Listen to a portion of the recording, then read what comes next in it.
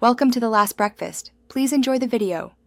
In this video, I will explain how China invaded Tibet.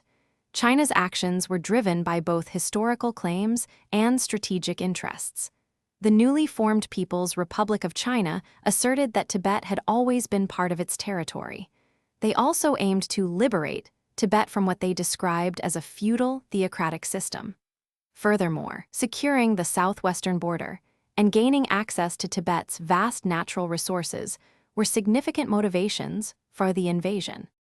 Following months of unsuccessful negotiations and Tibet's attempts to secure international support, the People's Liberation Army initiated military action. In early October, Chinese forces crossed the Jincha River, marking the beginning of the Chamdo campaign. Their primary goal was to swiftly capture the Tibetan army stationed in Chamdo, a crucial border town, and exert significant pressure on the Lhasa government to accept their terms. The Tibetan forces, numbering around 8,000, were significantly outnumbered and outmatched. Within weeks of the initial advance, Chinese units successfully surrounded and captured the town of Chamdo by mid-October.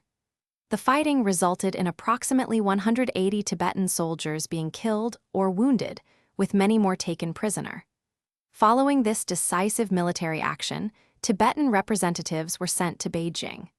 Under immense pressure, and without the ability to negotiate or consult their government, they were compelled to sign the 17-Point Agreement in May of the following year. The 17-Point Agreement, signed in Beijing, formally recognized Chinese sovereignty over Tibet and authorized the People's Liberation Army's presence. While it initially promised autonomy, the terms were largely dictated by China.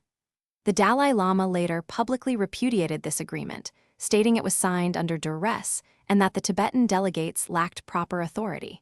This agreement laid the groundwork for increased Chinese control, culminating in the dissolution of the Tibetan government after the uprising several years later. Thanks for watching. If this was helpful, leave a like and consider subscribing. See you next time.